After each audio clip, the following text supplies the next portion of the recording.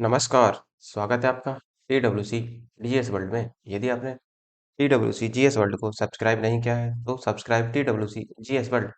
आज हम अपने लेक्चर नंबर 12 के तहत जो हमारा इंडियन पॉलिटी और कॉन्स्टिट्यूशन चल रहा है, जिसे हम राज्य व्यवस्था भी कहते हैं, उसके भाग 5 के अंतर्गत राष्ट्रपति को देखेंगे और कैग को देखेंगे। कैग मतलब नियंत्रक और महालेखा परीक्षक, अर्थात controller and auditor general of India. इसका क्या रोल होगा और उपराष्ट्रपति का क्या महत्व होगा। अब देखो देखो जो हमारा भाग 5 है, ये जो भाग 5 है, इसमें मैंने आपको लगभग सब कुछ बता दिया, क्योंकि भाग 5 में ही संसद थी और संसद के 3 सदन, लोकसभा, राज्यसभा और राष्ट्रपति, तीनों आपको ये पढ़ा दिए। उसके साथ साथ प्रधानमंत्री, मंत्रिपरिषद, ये भी आपकी पढ़ा दी, और उसके साथ साथ महान्यायवादी। और आज आपका उपराष्ट्रपति और कैग ये समाप्त हो जाएंगे, और एक और भाग 5 पे एक और वीडियो होगा, लेकिन वो ये कह लो कि भाग 5 और भाग 6 का मिश्रण होगा, क्योंकि जो हमारी न्यायपालिका है, जो न्यायपालिका है, जो सुप्रीम कोर्ट है, वो तो भाग 5 के अंतर्गत आता है। और जो हाई कोर्ट है, और हाई कोर्ट प्लस जिला न्यायालय या अधीनस्थ न्यायालय कह लो, जो अधीनस्थ न्यायालय हैं इस तरह के, वो सब के सब आपके भाग 6 के अंतर्गत आएंगे। तो पूरे न्यायपालिका को मैं एक साथ कंबाइन करके पढ़ाऊंगा, अर्थात भाग 5 और भाग 6 को एक साथ ले लेंगे, ताकि हमारी न्यायपालिका एक साथ पूरी ही हो जाए। तो यहाँ पर आपका एक पॉइंट और बचेगा। आज राष्ट्रपति को और उपराष्ट्रपति और कैग को पूरा होते ही न्यायपालिका, वो अगले वीडियो में होगा, और उसके बाद में आपका भाग 5 जो वो पूरी तरीके से समाप्त हो जाएगा। तो हम स्टार्ट करेंगे आज उपराष्ट्रपति के बारे में। उपराष्ट्रपति कौन है, किस तरीके से नियुक्ति होती है, वो सब कुछ देख लेंगे आज हम। जैसे तो उपराष्ट्रपति को ही वाइस प्रेसिडेंस बोला जाता है। वाइस प्रेसिडेंट, बता देखो उपराष्ट्रपति होता कौन है। उपराष्ट्रपति होता है, जैसे राष्ट्रपति होते हैं, तो राष्ट्रपति की यदि गैर मौजूदगी है या राष्ट्रपति मौजूद नहीं है, तो उसके उस स्थिति में जो उनके कार्यभार को संभालता है वो उपराष्ट्रपति ही संभालता है। लेकिन ये भी ध्यान रखना है कि उपराष्ट्रपति जो होता है वो राज्यसभा का पदेन सभापति होता है। राज्यसभा का पदेन सभापति, कहने का अर्थ यह है कि इसे जो वेतन मिलता है, उपराष्ट्रपति को जो वेतन मिलता है वो उप राष्ट्रपति के रूप में नहीं मिलता, जबकि वो जो वेतन दिया जाता है उसको राज्यसभा के पदेन सभापति के रूप में उसे वेतन दिया जाता है। ये थोड़ा सा यहाँ पर ध्यान रखना है। और देखो, ये जो हमारा उपराष्ट्रपति का पद है, ये अमेरिका से प्रेरित है। अमेरिका से प्रेरित है, अर्थात अमेरिका से लिया गया है। उपराष्ट्रपति का कार्य क्या है, राज्यसभा के पदेन सभापति के रूप में कार्य करता है, और उसी को राज्यसभा के पदेन सभापति के रूप में इसको वेतन भी दिया जाता है। जैसे अभी चुनकर आए हैं उपराष्ट्रपति, तो अभी जो चुनकर आए हैं वो जगदीप धनखड़ है। जगदीप धनखड़ ये नए उपराष्ट्रपति चुनकर आए। ऐसी और राष्ट्रपति का भी अभी हाल ही में चुनाव हुआ था, जिसमें द्रौपदी मुर्मू चुनकर आई थी। तो हमें उपराष्ट्रपति के बारे में ही देखना है, तो ज्यादा कुछ नहीं पढ़ना है इनके बारे में, और ना ही कोई खासा इनका इतना रोल होता भी है। जो जहाँ डिटेल जाने की जरूरत है वहाँ डिटेल जाएंगे। जैसे मैंने आपको मौलिक अधिकार लगभग 1.5 घंटे के पढ़ाए, ऐसे ही प्रेसिडेंस लगभग 1 घंटे की क्लास लगी, उसमें भी जहाँ डिटेल जाएंगे, जहाँ जरूरत है, जहाँ से ज्यादा सवाल बनते हैं वहाँ डिटेल जाएंगे, और जहाँ इतनी जरूरत नहीं है वहाँ इतनी डिटेल जाएंगे भी नहीं। और इसके देखो, जो ये पॉलिटी है हमारी, पॉलिटी की मैं मेंस की क्लास बहुत जल्दी स्टार्ट करूंगा आपकी, बहुत जल्दी। जैसे ही आपकी ये पॉलिटी समाप्त हो जाएगी, उसी दौरान मैं आपको मेंस की क्लास दूंगा इस बार ही। तो स्टार्ट करते हैं हम आपकी राष्ट्रपति को। देखो राष्ट्रपति कैसे,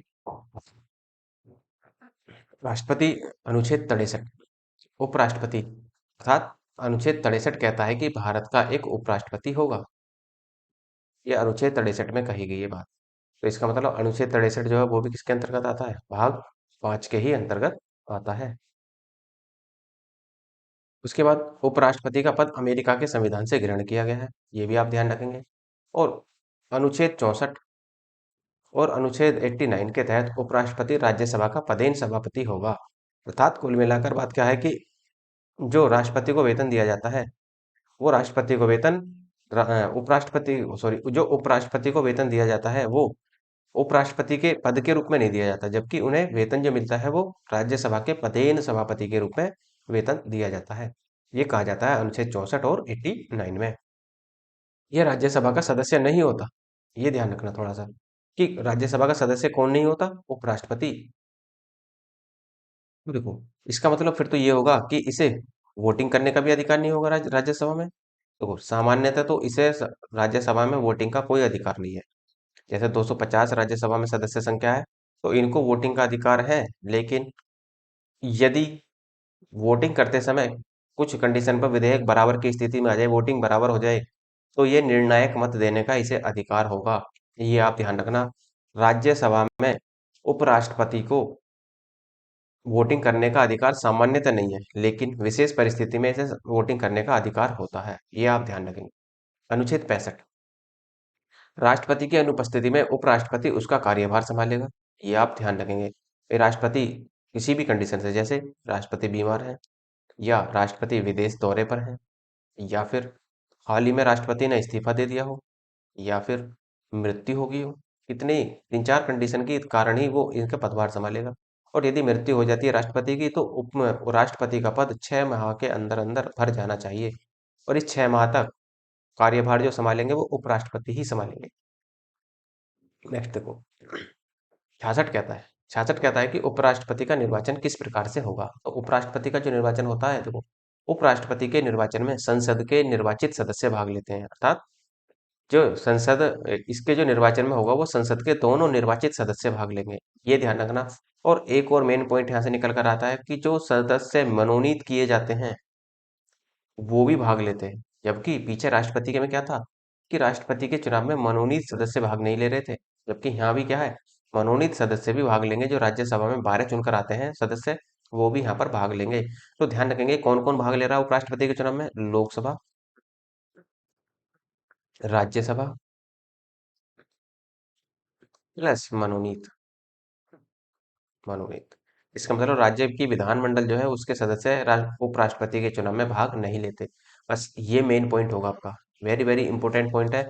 स्टेटमेंट बनाता है पीसीएस में तो, और पूछ लेता है कि पहली स्टेटमेंट दे देगा कि उपराष्ट्रपति के निर्वाचन में लोकसभा और राज्यसभा तथा मनोनीत सदस्य भाग लेते हैं।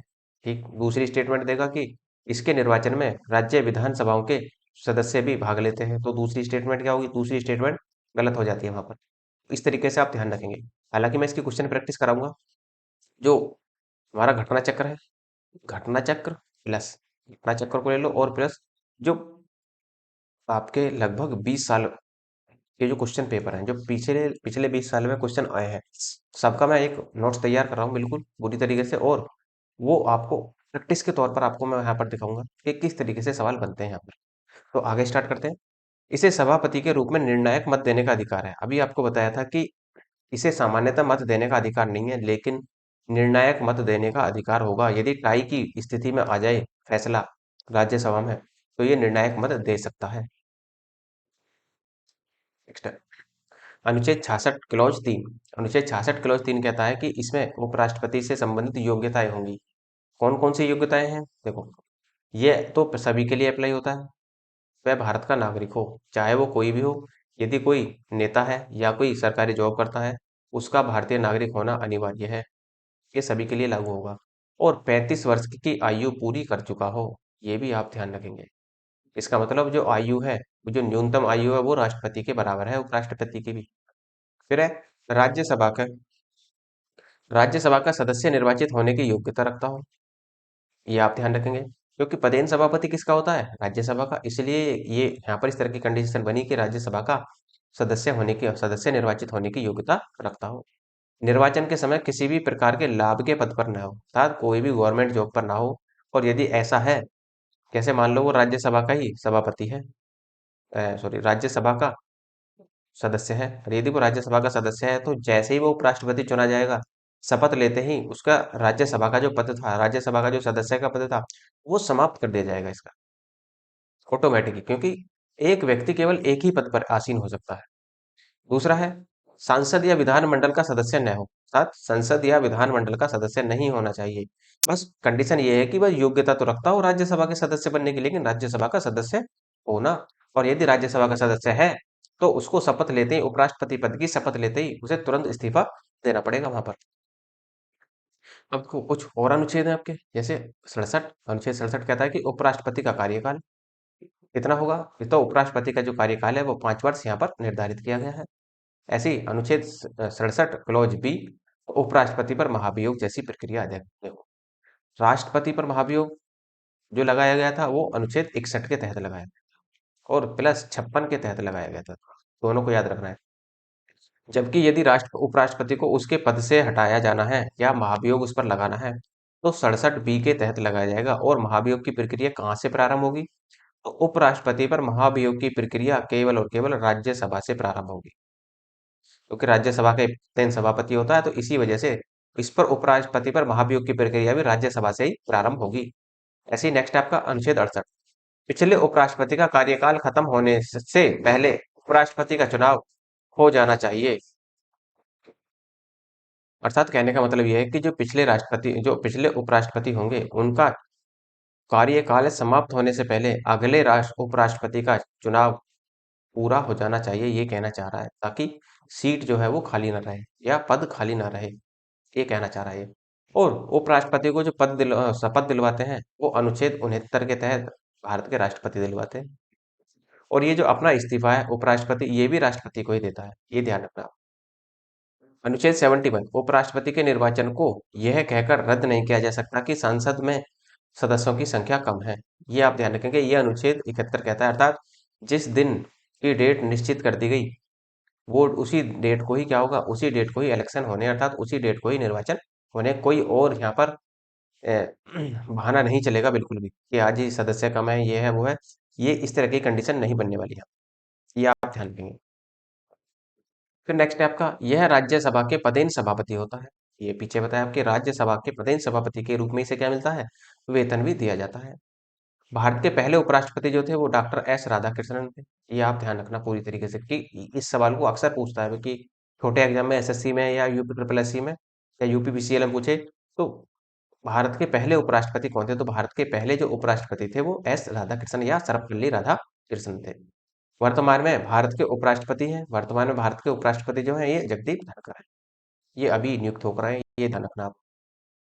ऐसे उपराष्ट्रपति जो बाद में राष्ट्रपति भी बने थे, कौन कौन से थे वो देख लेते हैं जरा। देखो, ऐसे उपराष्ट्रपति जो बाद में राष्ट्रपति बने वो 6 लोग थे ऐसे। पहले Sarvepalli Radhakrishnan, Zakir Hussain, V Giri, R Venkataraman, Shankar Dayal Sharma, R K Narayanan. इन 6 के 6 को जरूर ध्यान रखना आपको। कुछ ही पॉइंट आपको यहाँ पर याद रखने हैं कि किस किस पॉइंट से वहां से सवाल बनाता है। तो देखो, ये तो था उपराष्ट्रपति के बारे में, इतना ही उपराष्ट्रपति के बारे में पढ़ना है, इससे ज्यादा आपको पढ़ना भी नहीं है। ठीक, तो थोड़ी सी 2 मिनट में हम कैग को भी देख लेते हैं कि कैग का क्या रोल है। देखो, प्री के पॉइंट ऑफ व्यू से तो कैग का कोई खासा रोल है नहीं। हाँ, ये कह लो कि मेंस के पॉइंट ऑफ व्यू से कैग का काफी रोल है कि किस तरीके से काम करता है वो, क्या क्या करता है। तो यहाँ पर हम देख लेते हैं थोड़ा सा कैग के बारे में भी।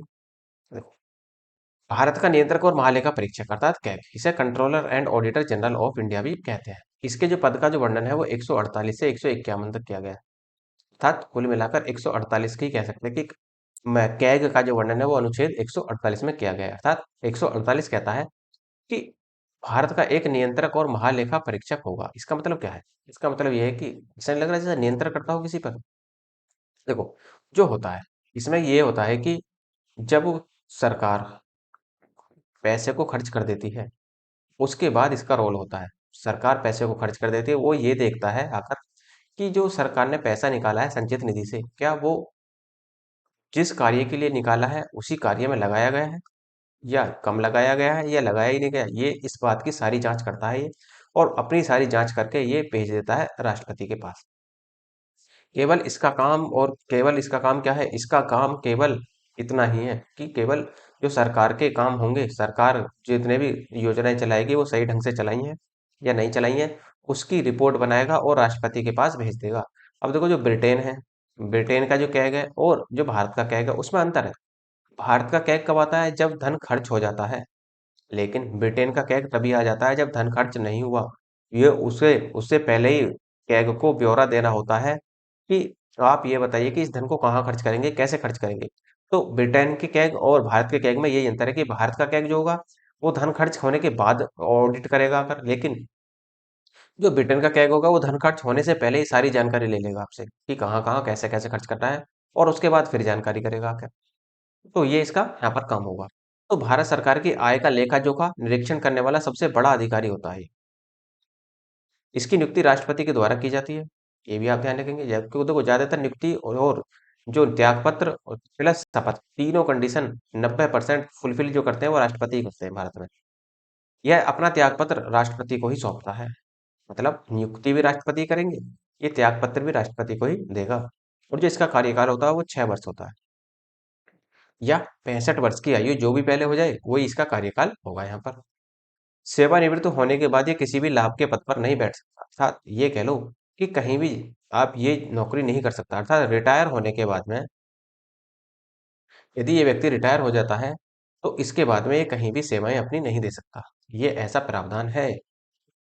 इसके वेतन और भत्तों में कमी नहीं की जा सकती। अर्थात इसका मतलब यह है कि यदि ये काम पर है सरकार पर, अर्थात मतलब जब तक ये कार्य कर रहा है भारत सरकार के अंडर, तब तक इसके वेतन और भत्तों में कमी नहीं की जा सकती किसी भी एंगल से। तो देखो ये हो गया आपका, इतना ही आपको ध्यान रखना है कि ये सीधा पूछता है कि कैग का जो वर्णन है वो किस अनुच्छेद में है, बस यहाँ पर पूछ लेगा वो। और ये मैंने आपको बता दिया कि क्या कार्य होता है, कि सरकार की सेवाओं का जो योजनाएं लागू करती है या जो सरकार धन खर्च करती है उसका लेखा जोखा, अर्थात जो ऑडिट तैयार करते हैं उसका ये ऑडिट ही तैयार करता है सरकार का पूरी तरीके से, और उसके बाद में अपनी रिपोर्ट राष्ट्रपति को सौंप देता है। अब इसका ये कार्य नहीं है कि किसी को किसी ने काम नहीं करा तो उसको सजा का प्रावधान हो, इस तरह का इसका कोई काम नहीं। इसका काम केवल रिपोर्ट तैयार करना और राष्ट्रपति के समक्ष प्रस्तुत कर देना, इसका काम खत्म हो जाता है। और ये रिपोर्ट रखी जाती है फिर समिति में जाकर, जैसे आप देखते हैं ना लोक लेखा समिति, प्राक्कलन समिति। ये प्राक्कलन समिति और लोक लेखा समिति इनकी इसके कैग की रिपोर्ट की समीक्षा करती है वहां जाकर। तो वहां पर आगे की बातें मैं आगे आपको सारी समितियां पढ़ाऊंगा कि किस तरीके से काम करती हैं समितियां भारत में। तो ये हो जाता है आपका उपराष्ट्रपति और कैग। अब यदि आपको लगता है कि लेक्चर अच्छा है और रिवीजन के लिए इसकी पीडीएफ होनी चाहिए तो व्हाट्सअप या टेलीग्राम में से कोई एक ज्वाइन कर लेना। यहाँ पर आपको टाइम टू टाइम पीडीएफ मिलती रहती है। और यदि आपको पीडीएफ में पॉलिटी की कंप्लीट पीडीएफ चाहिए तो उसके लिए आप मुझे मेल के माध्यम से बता सकते हैं, तो मैं वहाँ पर आपको पॉलिटी की कंप्लीट पीडीएफ वहाँ पर सेंड कर दूंगा। और यदि आपको जो हार्ड कॉपी है उसके रूप में पीडीएफ कॉपी चाहिए तो आप वो भी वहाँ पर बता सकते हैं मेल के माध्यम से। और यदि आपको लगता है लेक्चर अच्छा है तो लाइक कीजिए, शेयर कीजिए, सब्सक्राइब करना ना भूलें। धन्यवाद।